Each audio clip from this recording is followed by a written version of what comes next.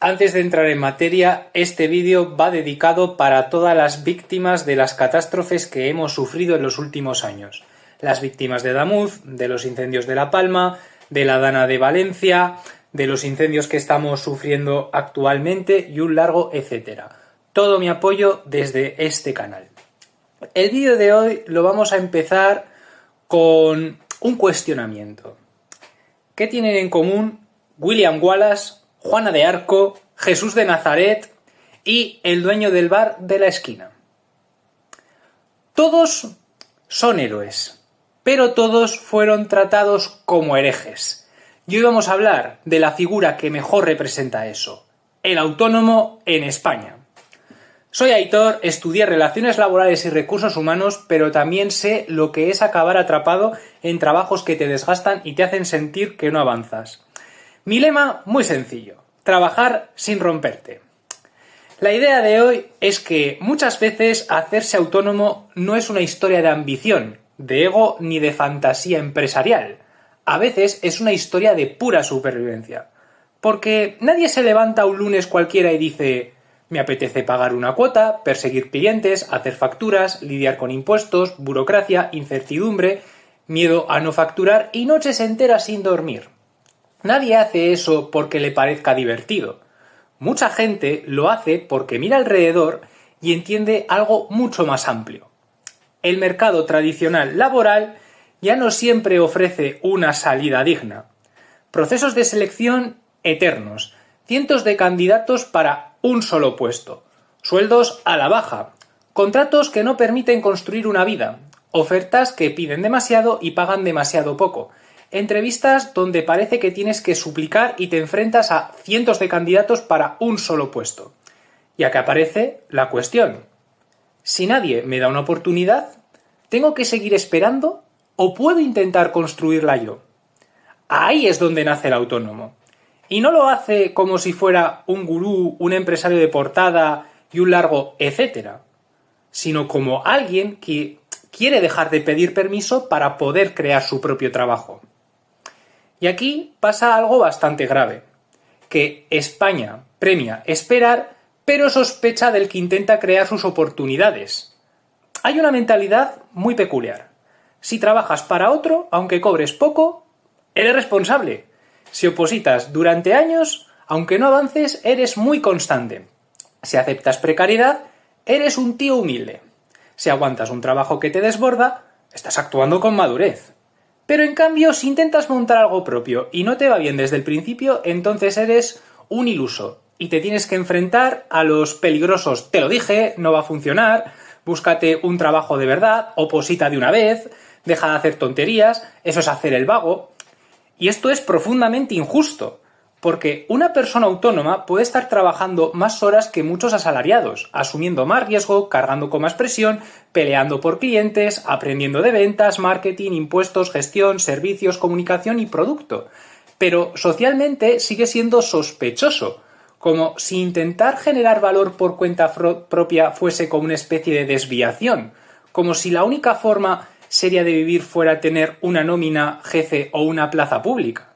Y esto no va de demonizar a todos aquellos que son funcionarios, porque para muchos es una opción legítima, los que lo hacen por la parte vocacional, evidentemente. Además, los trabajos por cuenta ajena siempre son una salida, pero ese no es realmente el problema. El problema es pensar que todo lo que se salga de ahí ya es ser una persona irresponsable. Y aquí es donde el autónomo paga algo más que sus cuotas abusivas e impuestos. Porque cuando hablamos de autónomos en España, siempre se habla de más de lo mismo. Y todo eso pesa. Pero hay otra factura de la que no se habla tanto. El autónomo también paga la incertidumbre. Paga muchas veces su falta de red. Los errores del proyecto, meses que pueden salir mal. Clientes que no terminan de pagar. Decisiones que no terminan de despegar, un aprendizaje a base de golpes y, sobre todo, el juicio social.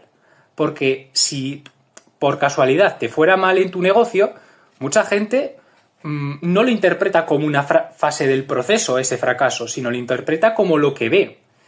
Entonces viene ahí el típico no vales, tienes que haberte buscado un trabajo seguro, eso de emprender es una tontería, y esa es una de las partes más duras, que el fracaso, que debería de ser una parte natural del aprendizaje, en España muchas veces se convierte en una condena social, porque construir algo propio, que casi nunca funciona a la primera, pues tiene este tipo de consecuencias.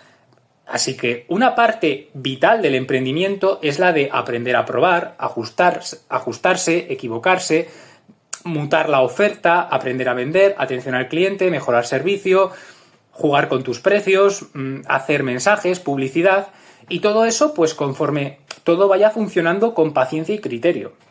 Y eso no es estar fracasando, es estar aprendiendo si vas en la línea adecuada. Así que es puro mercado. Y eso se traduce en la contraparte de lo que es el emprendimiento en España, que la oposición se ha convertido en la gran promesa nacional, porque luego está la otra cara de la moneda, oposita. Y no voy a ridiculizar las oposiciones, porque hay gente que tiene vocación, porque puede ser una vía, además, seria y legítima. Pero el problema aparece cuando se presenta como si fuera la única respuesta adulta a cualquier problema laboral, como si fuera una especie de autopista segura a la estabilidad. Y realmente no lo es, porque estamos hablando directamente de un mercado que está completamente colapsado y que a día de hoy los sueldos indefinidos de una plaza pública ya no dan para vivir en grandes ciudades, y no solo eso, sino que en medianas ciudades e incluso pueblos eso va a terminar llegando, ya no es un ascensor a la clase media.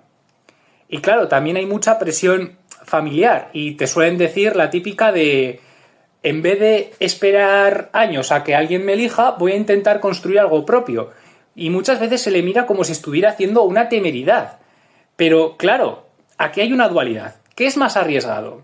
¿Intentar construir una oportunidad propia o pasarse un montón de años esperando esa plaza ideal, esa entrevista ideal, que una empresa buena me contrate o te garantice esa salida de donde estar?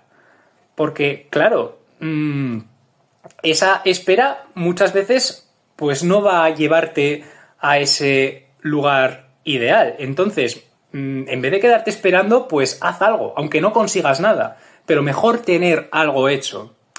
Pero lo que no podemos hacer es tratar una opción como seria y la otra como ridícula. Entonces, el autónomo no necesariamente está buscando riqueza al inicio, lo que busca es margen. Y este es otro cliché dañino. Se piensa que el autónomo lo que quiere es hacerse rico, y no necesariamente es así.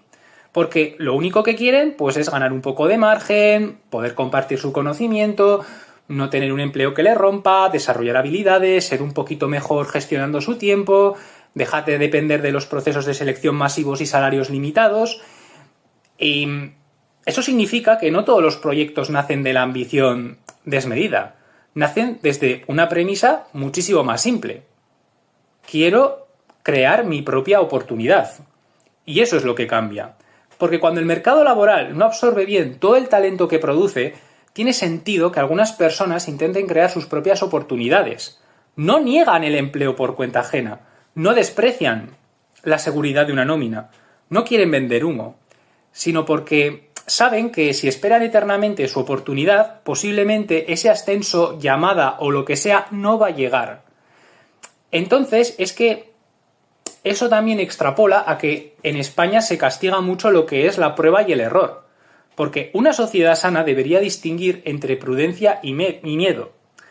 Alguien prudente que emprende, pues es alguien que hace los números, que valida su oferta, que si tiene un empleo precario va saliendo poco a poco de él, que entiende sus obligaciones, su contexto. Pero luego está el miedo.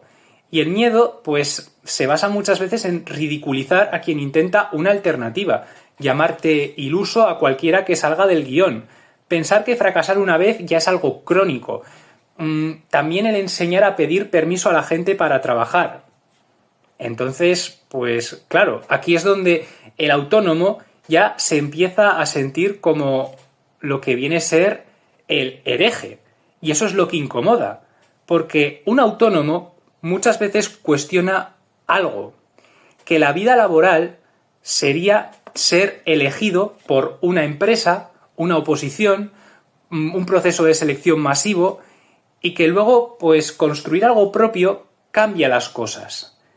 Y no solo es eso, porque cuando tú construyes algo propio ya no piensas en quién me contratará, piensas en algo más amplio, que es qué problema puedo resolver, a quiénes puedo ayudar, mis habilidades que puedo compartir, cómo puedo ofrecer mi valor. Y para un país tan acostumbrado a pedir permiso, todo esto incomoda. Pero no nos engañemos, hacerse autónomo tampoco es algo mágico. Hay que ir a la otra parte de la moneda. Hacerse autónomo implica que no todos los proyectos van a funcionar. No todas las ideas están en el mercado. Mucha gente, pues, le puede la presión. Y claro, pues muchas veces faltan clientes, energía, estrategia. Y claro, también parece que estoy romantizando la figura del autónomo, pero claro, tampoco es cuestión de ni romantizar ni de despreciar, porque una cosa es defender el derecho a construir oportunidades propias, que es lo que estoy haciendo, y otra muy distinta es vender la idea de que cualquiera puede dejar su trabajo mañana, abrir una cuenta de Instagram y vivir de su pasión. Eso es una realidad. El autónomo necesita algo muy claro, que es oferta, clientes, validación, saber vender, gestionar sus costes, trabajar bajo presión, agilidad, ordenar su energía, apoyo, estrategia, y muchas veces necesita empezar sin saltar al vacío. Pero el mensaje no es hazte autónomo y todo irá bien. No necesariamente. Aquí en España es complicado. No es imposible prosperar, pero es complicado. El mensaje es no desprecies a quien intenta construir una alternativa. Y si estás pensando en hacerlo, no lo hagas desde la fantasía. Hazlo porque si tienes un plan, lo mejor que puedes hacer es ir ejecutándolo, aunque incluso te salga mal. Así que la verdadera cuestión es, o esperas la oportunidad o construyes la oportunidad, porque al final el autónomo representa un concepto más amplio. ¿Qué haces cuando el mercado laboral no te da una salida? ¿Qué haces cuando los procesos de selección están colapsados? ¿Qué haces cuando no quieres opositar?